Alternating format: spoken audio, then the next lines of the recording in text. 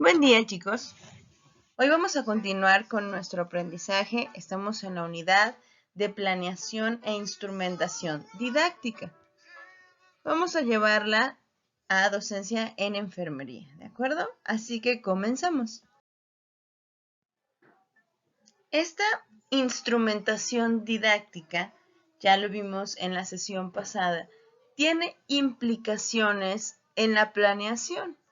Te recuerdo que como trabajo final vamos a elaborar un plan de clase. ¿Cómo lo llevarías a la práctica en el contenido que tú gustes en enfermería? Estas implicaciones en enfermería docente exige que los escenarios de práctica impliquen un reto para el alumno. Si implican un reto, entonces los alumnos van a estar motivados. Permite también el desarrollo del potencial del alumno, aunque muchas veces el alumno mismo no se dé cuenta de qué potencial o de qué tan grande habilidad tiene, ¿de acuerdo?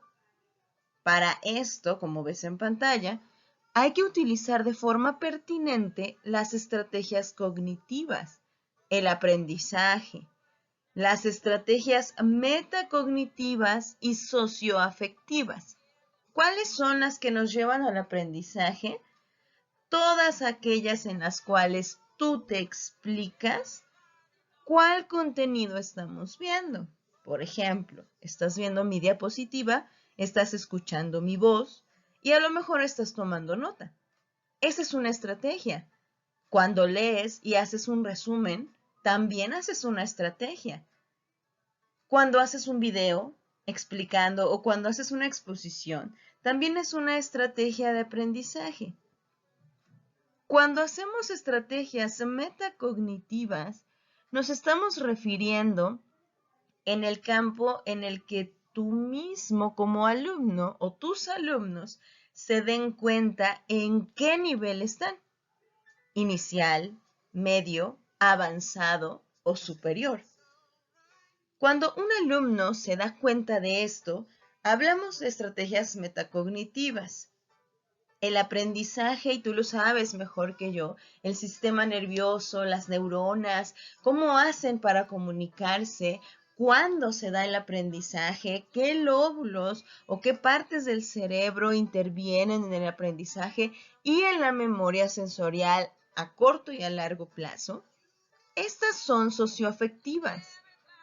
Para que se dé un aprendizaje, debe haber una emoción, ya sea buena, ya sea mala, frustrante, incapacitante, pero al fin y al cabo es una emoción.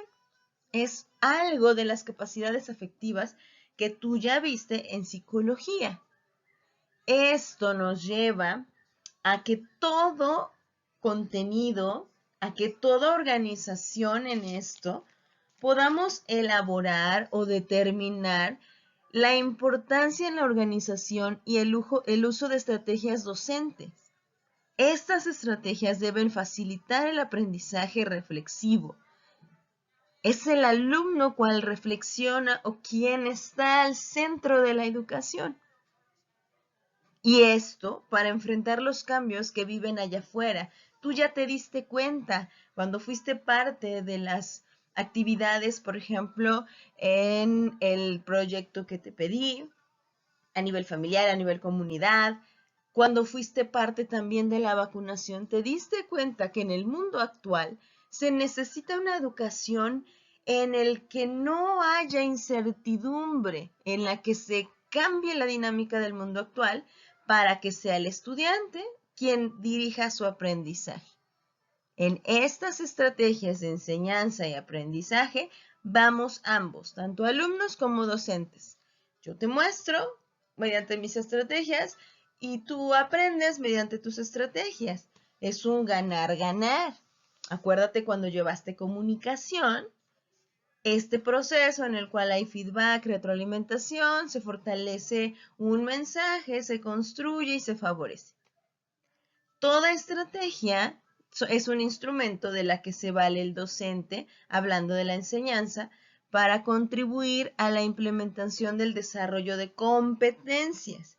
Acuérdate, ser capaz de ser capaz de solucionar problemas, ser capaz de enseñar y poder autodirigir el aprendizaje, ser capaz de ser competitivo allá afuera en el hospital, donde puedo y quiero también en esta vocación en enfermería, cuidar a mi paciente y hacer que él se cuide por él mismo.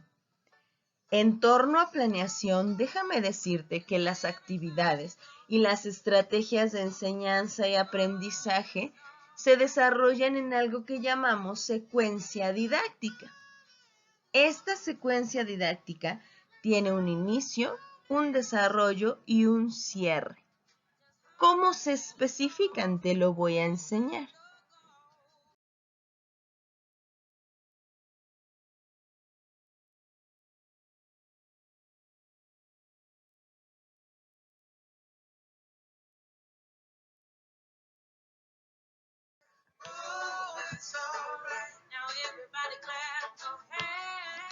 Toda estrategia para la enseñanza-aprendizaje debe estar centrada en el estudiante, no en el docente. No en lo que el docente sabe hacer o quiere hacer.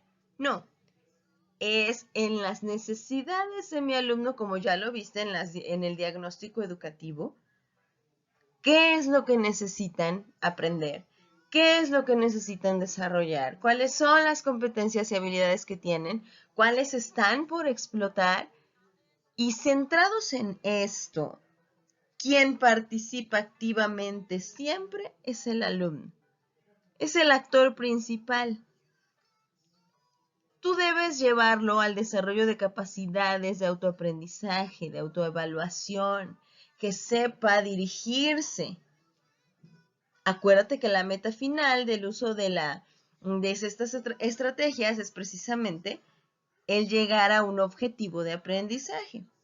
También son sistemáticas, porque establecen un camino, establecen una guía, una instrucción, en donde tienes un procedimiento y después el producto poder evaluarlo.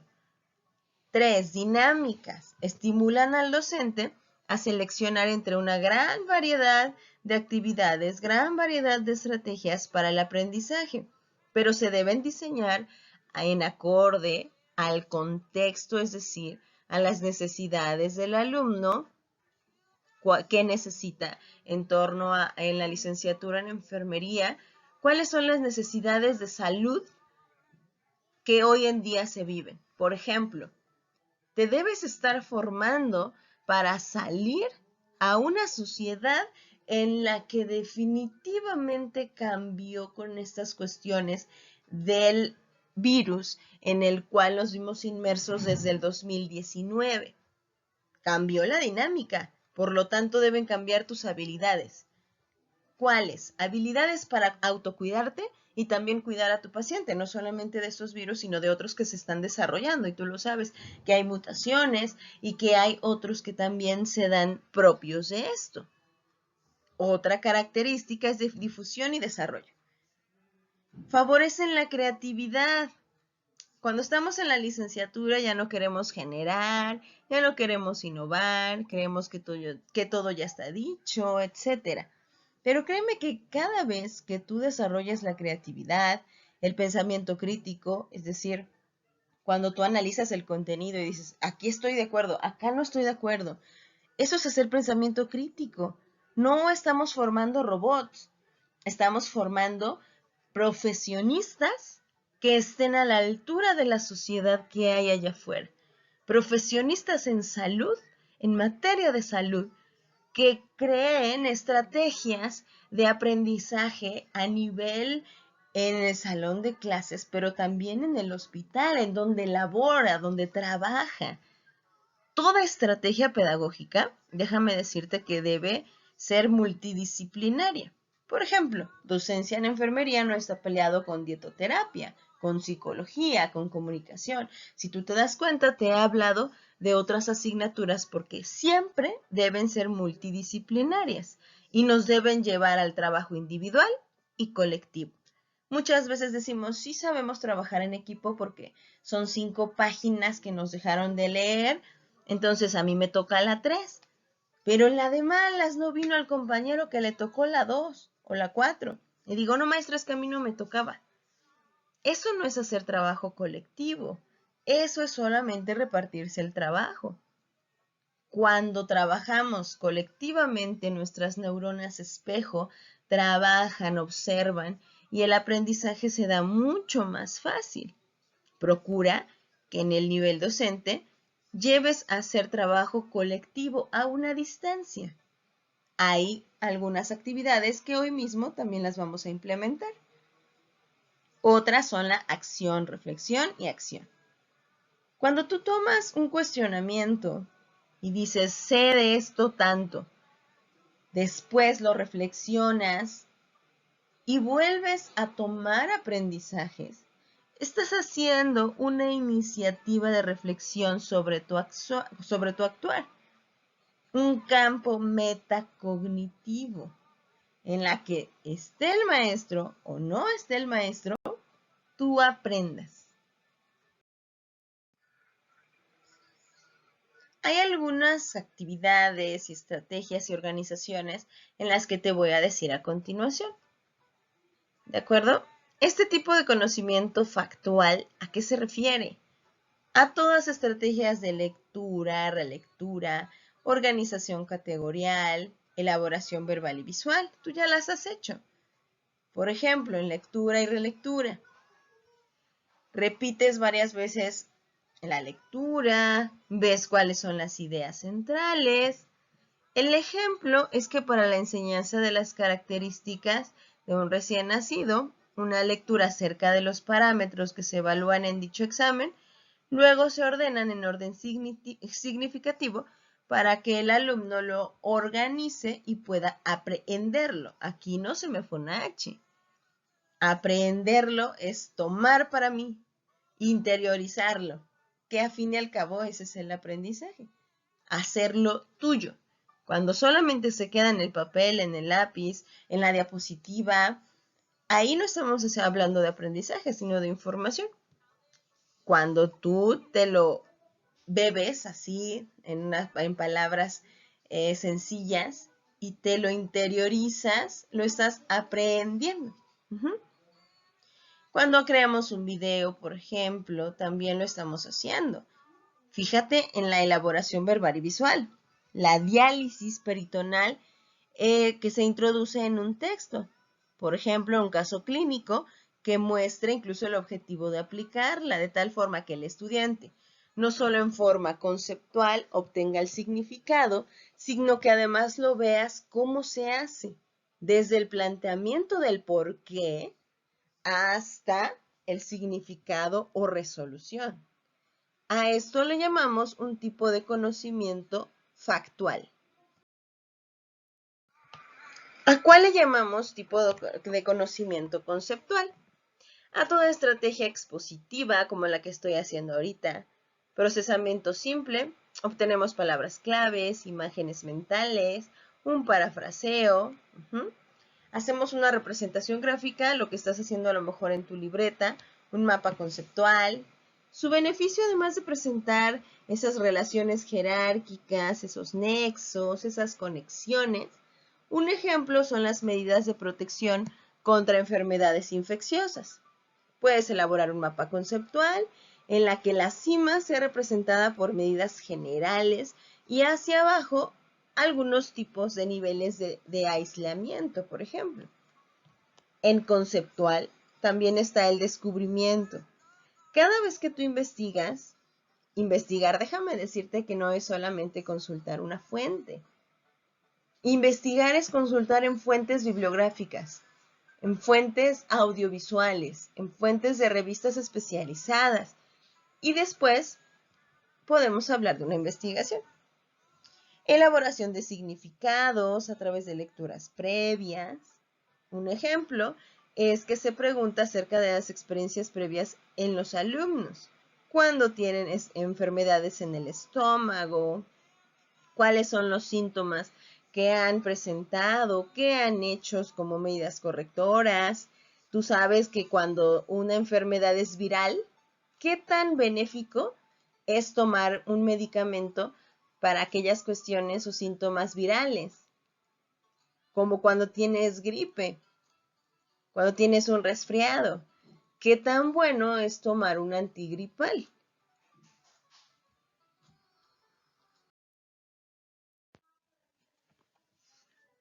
Asimismo, te muestro estrategias, características, pero ahora traspolando la enseñanza del cuidado de enfermería, ¿de acuerdo? Obsérvalas detenidamente. Muchas de ellas ya las aplicaste. Veamos. 1. Clarificación de valores y juicio crítico. Sus características es que están orientadas a un autoconocimiento y análisis crítica de la realidad.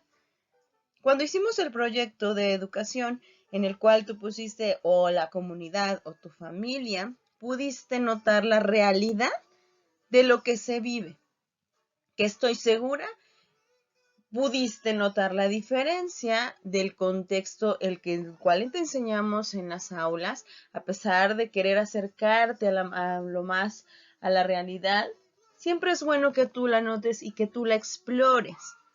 Se basa en preguntas esclarecedoras de reflexión personal. Pudiste notar cuáles son aquellas prácticas sociales, de salud, que estamos implementando y cuáles no. Hiciste un autoanálisis y por supuesto elaboraste el proyecto y el plan. ¿Cuál es su traspolación? Vamos a dirigir las preguntas hacia los alumnos, elaborar ensayos acerca de cómo se sienten los enfermeros, cómo se visualizan en su ayuda, pero a sí mismos, es decir, una autorreflexión y también cómo impacta a su familia y a la comunidad. Llevar a cabo un análisis de las características de los profesionales de enfermería y la razón de ellas. Discusión de dilemas y análisis de casos. También lo has visto, por ejemplo, en ética y valores. Analizas casos, conflictos relacionados en cuestiones sociales, cívicas, personales, implicaciones éticas, sobre todo cuando la decisión es del paciente y nada más. Si el paciente tiene una enfermedad en la cual es terminal y no quiere decirle a sus familiares, tú sabes que debes respetar éticamente su decisión a pesar de no estar de acuerdo. ¿Bien? Promueve procesos de identificación, empatía, razonamiento, toma de decisiones en las situaciones en las que enfrentamos socialmente. Hoy en día no es lo mismo las características que deben tener el personal médico que hace 3 años, que hace 4 años incluso. ¿Qué cambió esa transformación social en la cual la sana distancia y algunos estados que estamos volviendo a rojo? ¿Cuáles son los autocuidados que promovemos? Al fin y al cabo, tú eres una figura pública. ¿Por qué? Porque al ponerte la bata blanca, al ponerte la bata de SEUNIT, quiere decir que eres un educador de salud, una figura pública, un influencer. Podemos notar muchos en YouTube, en el cual te dicen cómo te peinas, qué comes, cómo te vistes, pero tú, déjame decirte, licenciado en enfermería, eres un influencer de la salud. Otra característica hoy de las estrategias es comprensión y escritura crítica del texto, en el cual podemos poner al estudiante en relación moral, ética, práctica cotidiana de la vida familiar, el aprendizaje cooperativo y situado orientado a la comunidad, que es también lo que hicimos, que aparte de promover el trabajo en equipo, también adherimos valores, adherimos esa solidaridad en estas cuestiones en las cuales vivimos esta empatía y esta solidaridad de trabajar hombro con mi compañero que está conmigo en la licenciatura y que no sé de los gigantes que vive semanalmente para llegar a la clase. ¿Te has puesto a pensar que esas actitudes se ven y que muchas veces criticamos, pero no sabemos de los problemas? A eso me refiero con gigantes, que enfrentan todas las semanas para poder culminar la licenciatura. Quizá incluso tú ya estás cansado de clases, del trabajo, de la vida, de todas las cuestiones, pero esta labor de las jornadas cooperativas me ayuda para poder sentir menos la carga. Incluso hasta que te escuchen nada más, que no te digan nada, pero que te escuchen, te ayuda. ¿Cuál sería un ejemplo? La participación comunitaria en campañas de vacunación. Tú ya lo viviste. Y te agradecieron la gente. Se acercaron a ti, sobre todo en comunidades, y la gente es tan agradecida que de corazón tú no sabes el beneficio y cuál es la impresión e imagen que se llevan de ti, de eso que hiciste por ellos. Porque muchos, y me atrevo a decir que todos, en esa vulnerabilidad de síntomas, de triaje, de todo lo que tú ya sabes en las cuestiones de valoración, el que tú le demuestres que le importas, al igual que en la docencia, créeme que siempre te va a traer buenos resultados. No olvidemos que la meta final del uso didáctico y de la evidencia es la calidad del cuidado a la salud y la limitación del riesgo de la práctica. Si el cuidado es el elemento central de un modelo, veamos desde el punto de vista didáctico cómo es la enseñanza de la enfermería basada en evidencias. ¿Habías escuchado este término? Te lo muestro a continuación. Este demanda el desarrollo de habilidades. ¿Por parte de quién? Estamos implicados tú y yo. Por eso dice docentes y alumnos. ¿En qué? En la búsqueda de información en red, es decir, un trabajo colaborativo. Tú aportas, yo aporto, pero es de igual importancia. No por ser el maestro es más importante sus aportaciones que las del alumno. En muchas ocasiones van a ser más importantes las aportaciones de los alumnos que la del maestro. Y la utilización de los centros de información, además de la capacidad lectora. Aquí no está peleada la enfermería con la lectura, ¿eh? Y la destreza crítica para juzgar los contenidos. ¿Cuáles contenidos? Bien, de manera personal, la maestra Silvia, cuando le dan el programa de estudio, observo los temas, me apego a ellos, por supuesto, pero observo la realidad de las cosas, la realidad en la que vivimos. Por ejemplo, con los chicos de psicología tendríamos que ver las cuestiones, cómo inciden, y también en comunicación, la televisión, la prensa, la radio, etc. Pero debo irme a las nuevas tecnologías de la información. Es decir, debo ser actualizado en torno a los contenidos. A eso se refiere con juzgar. También se requiere una base conceptual, tú lo sabes, que sepa de conceptos teóricos para que el alumno pueda construir un conocimiento, lo pueda producir y difundir. ¿Te das cuenta? No es solamente aprenderlo, tienes que producirlo o reproducirlo. Eso que aprendiste lo debes llevar a la práctica. ¿Cuándo? Todos los días.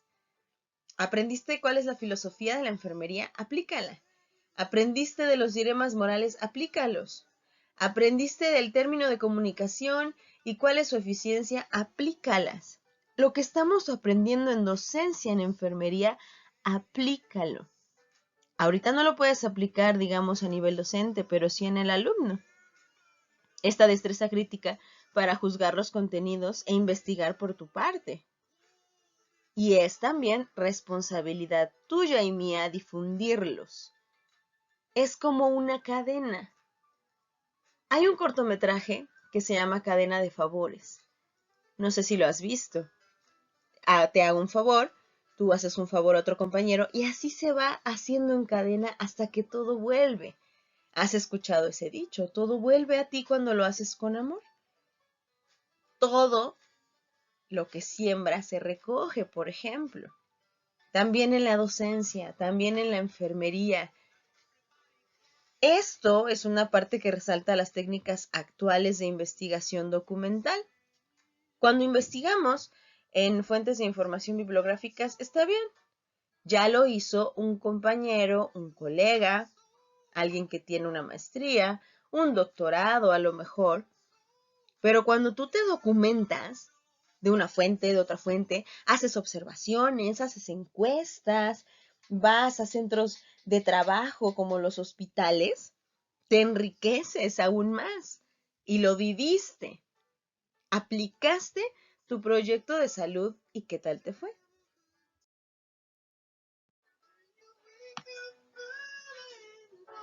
Este modelo que te estoy mostrando tiene como principal estrategia la formación de tutores. Ojo, formación de tutores, quienes construirán en los docentes para continuar y mantener la formación entre pares. Ahí no me está hablando del papel del maestro, sino entre pares. Aquí el docente lleva acompañamiento actualizado. Yo, maestra Silvia, te estoy acompañando en esta asignatura que es docencia en enfermería. Pero si tú observas, no todo conocimiento te lo estoy dando yo. Lo estás obteniendo de la práctica, lo estás obteniendo de las actividades que te dejo, de lo que escuchas de mis audios, de cuando nos vemos en Zoom, de cuando no nos vemos. Uh-huh. El modelo considera que la unidad académica de enfermería, o sea, los docentes, han de integrar en su labor, ¿qué crees? La filosofía, la normatividad, por eso hablamos de la Constitución en semanas pasadas, y programas educativos, pero también debemos interactuar en colaboración con quienes, con los directivos, con la plantilla docente, con los estudiantes, con el personal administrativo o de intendencia. Estos vamos interconectando. Todos aquellos actores que participan en la educación nos interesan. Hasta el que vende tortas dentro de la escuela, porque de cierta forma está siendo parte de tu vida en la escuela. Para esto, la unidad académica debe hacer una estrecha comunicación. También los docentes, también el personal administrativo, directivos, somos un equipo de trabajo. Y no es por hacer alusión, pero créeme que al trabajar en esta casa de estudios es algo que a mí me agrada mucho, que somos un equipo de trabajo, como lo ponemos en nuestro hashtag, somos familia SEUNIV. No, nadie está por encima de otros, estamos colaborando juntos y juntos nos complementamos porque somos familia. Sí estamos trabajando, sí estamos en una casa de estudios, pero más que eso somos familia. Y eso es algo, un plus que de SEUNIV de manera personal me agrada. Aparte, en este modelo de la unidad académica docente, debemos tomar el conocimiento ético, estético, empírico y personal. La educación del futuro, yo no me atrevería a decir que del futuro, sino la educación del hoy y que al cual te estoy preparando, o al menos es mi objetivo, prepararte para que puedas salir y tener las suficientes herramientas tanto para desempeñar tu labor de enfermería como si en algún momento estás frente a grupo. Acuérdate que todo personal médico es educador. Por lo tanto, también funges como docente. Esta debe velar porque la idea de unidad del ser humano no borre su condición diversa. Cada uno del grupo que estamos aquí tenemos diferentes creencias, diferentes formas de pensar, de vestir, de hablar. A pesar de que te encuentres en cercanía con tus compañeros, eres alguien que no se parece a nadie. Esa diversificación, esa interculturalidad que enriquece un salón, no la debes dejar de lado. También cuando llegan a ti los pacientes, no llevan la misma cultura. No siempre van a tener tú y paciente las mismas formas de pensamiento, por eso son los dilemas morales, los dilemas éticos. Cuando hacemos formación docente, debemos de fortalecer los aprendizajes sobre el cuidar en sus diferentes dimensiones. Reflexionemos en esto. ¿Qué dimensiones puede haber en el cuidado? Cuidado personal, cuidado familiar, cuidado como mujer, cuidado como esposa, cuidado como hija, cuidado como madre, cuidado como padre, cuidado como amigo. Es decir, cada rol debe ser cuidado. Recuerda el paradigma holístico. El ser humano no cumple un solo rol social. El ser humano es un ser tan complejo y a la vez tan perfecto en sus dimensiones y sistemas que está integrado por lo que es físicamente, espiritualmente y psicológicamente. Estos son las dimensiones del cuidado. Por supuesto, en el lugar geográfico donde vive, en la institución donde se encuentra y donde lo estás atendiendo, y las personas que hay a su alrededor.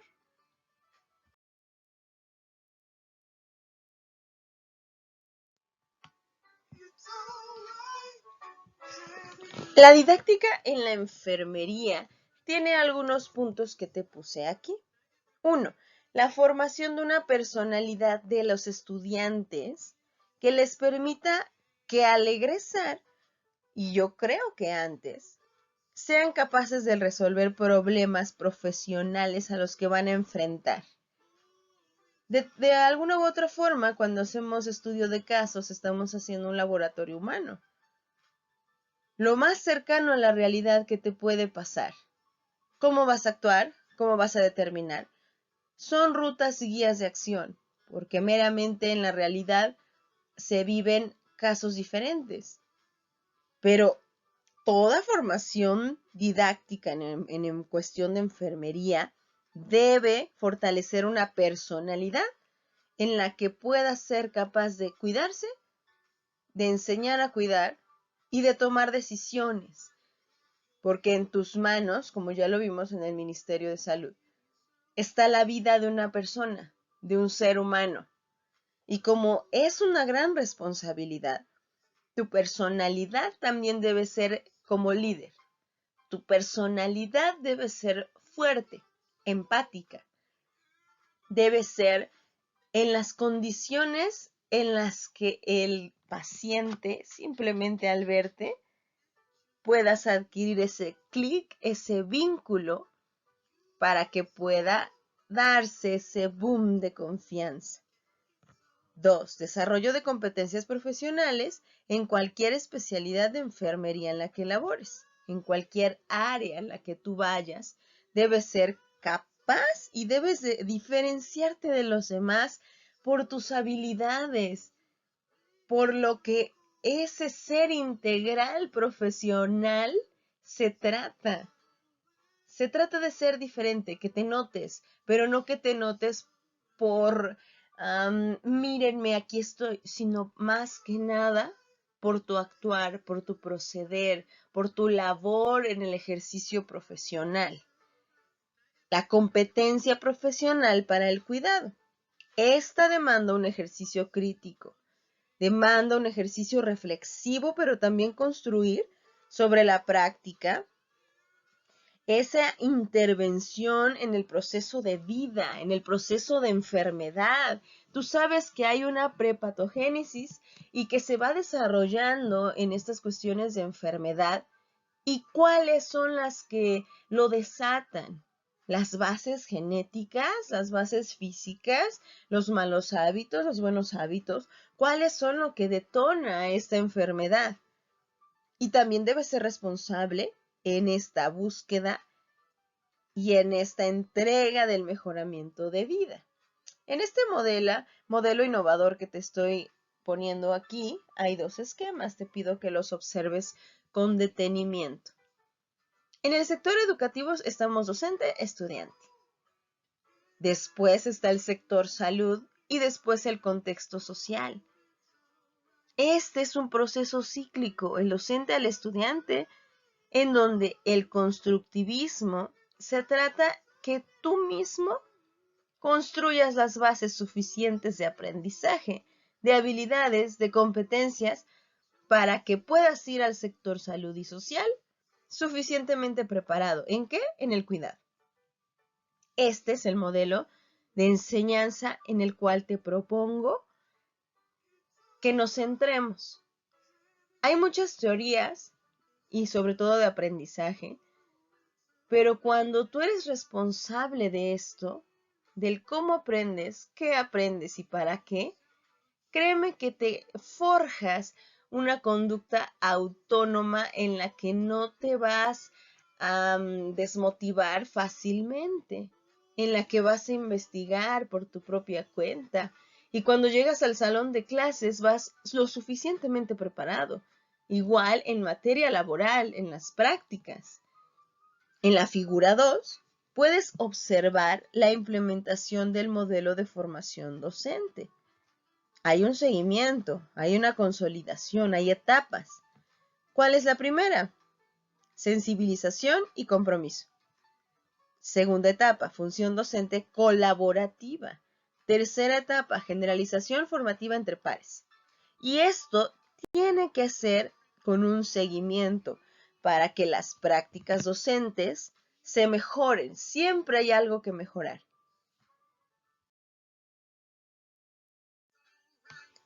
Bien, está muy bonito lo que hablamos en estas cuestiones de unidad académica, pero ¿cuáles son las técnicas didácticas en las que nos podemos basar?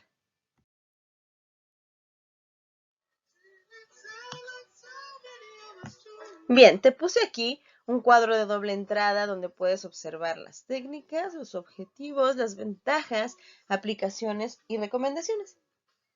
Recuerda que la técnica didáctica es un procedimiento que se presta para ayudar a realizar una parte del aprendizaje que se percibe con la estrategia.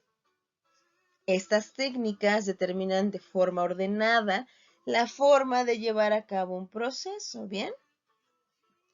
La primera técnica, exposición.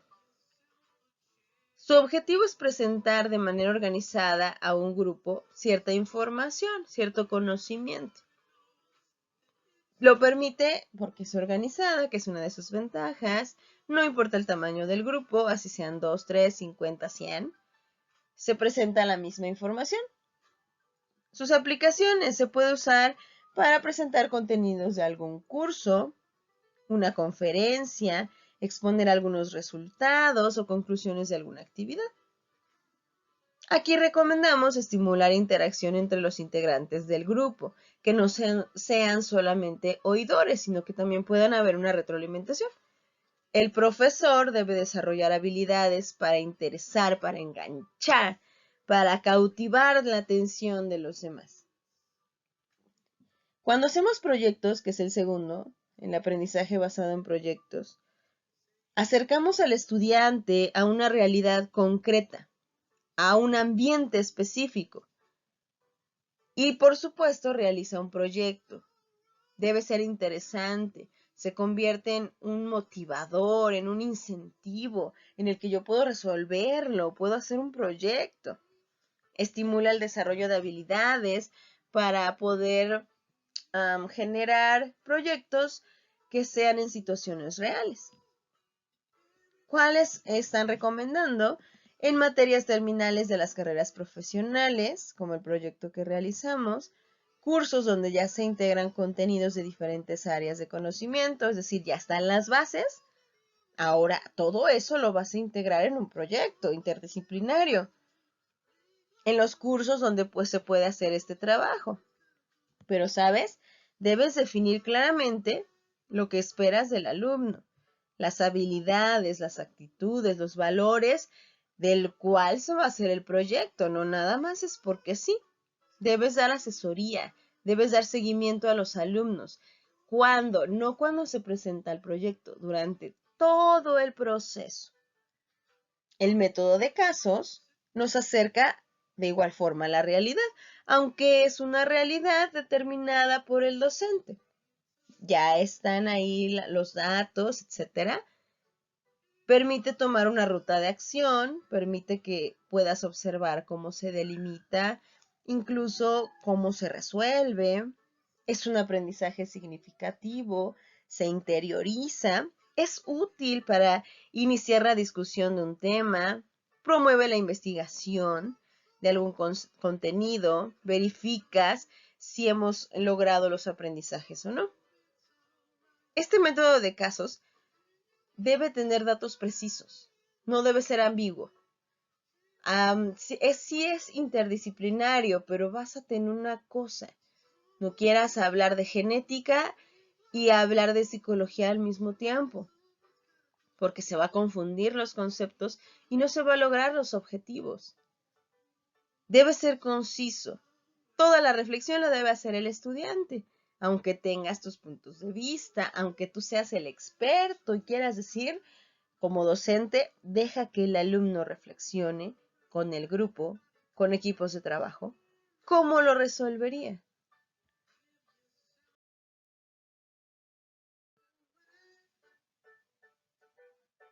La técnica de preguntas me ayuda a introducir un tema, me lleva al análisis, promueve la investigación, desarrolla habilidades de análisis y síntesis, aplican verdades descubiertas para la construcción de conocimiento, guía la discusión de un curso, genera controversia, pero aquí debes tener cuidado.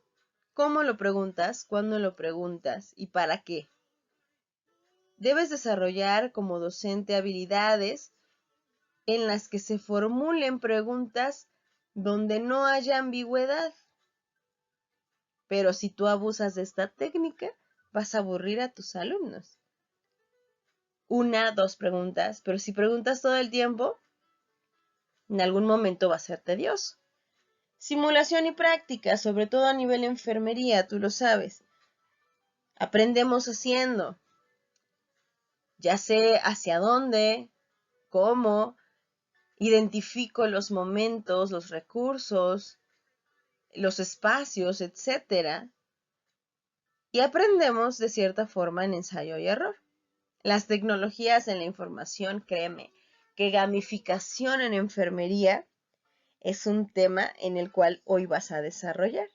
Pudiera parecer que no se apega, pero sí, estas tecnologías de la información enriquecen muchísimo el aprendizaje. Estuve llevando un laboratorio virtual, el cual también te voy a compartir. Y estas tecnologías en las cuales podemos en enfermería explorar el cerebro humano, explorar los sistemas de forma tridimensional, enriquece el aprendizaje.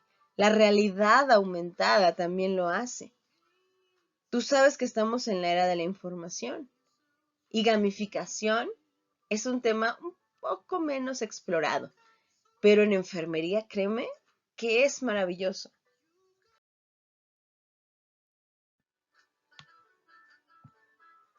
Ahora, de estas técnicas podemos hacerlas a nivel individual y o a nivel grupal. ¿Cuáles son a nivel individual? Técnicas de expresión, por ejemplo, las que trabajan el área emocional, las que son de escucha activa, las técnicas estructuradas, las de información, cuando hay alguna discusión, cuando hay que investigar de forma anticipada, hay que hacer un reporte de lectura, hay que hacer un análisis, un resumen, una síntesis, hay que hacer cuadros comparativos, técnicas de desarrollo de habilidades, como demostración en entrenamiento, ayuda de toma racial, simulación operativa. ¿Cuáles podemos llevar en el campo grupal? Las que se trabajan en el área emocional son las tormentas de ideas. Phillips 66 es una técnica que a mí me ha ayudado mucho. En Zoom y en esta nueva normalidad es algo más complicado, pero no digo que no se puede. De un tema, tienes 6 minutos con 6 compañeros para poder comentarlo. cada 6 minutos te cambias de compañero y esto enriquece el recoger datos de lo que piensan mis otros compañeros. El de rejilla, el de cuestionario, el de fotopalabra, las técnicas expositivas que nos ayudan en la expresión oral, charla, coloquio, lectura con discusión, video con discusión, lección anticipada, las técnicas de análisis, las cuales trabajan con conocimientos y emociones, como el método de casos, análisis de algún texto, mesas redondas, técnicas de desarrollo de habilidades, como una exposición, demostración en entrenamiento, el role playing, en el cual este es también maravilloso porque nos ponemos en el lugar del otro. ¿Qué haría el lugar del otro? ¿Qué haríamos? ¿De acuerdo? Bien. Estas técnicas espero que te hayan servido. Te voy a dejar las actividades que vamos a seguir haciendo. Te doy muchas gracias por escucharme. Te doy gracias por ponerme atención y nos vemos en la próxima sesión. Que tengas excelente día.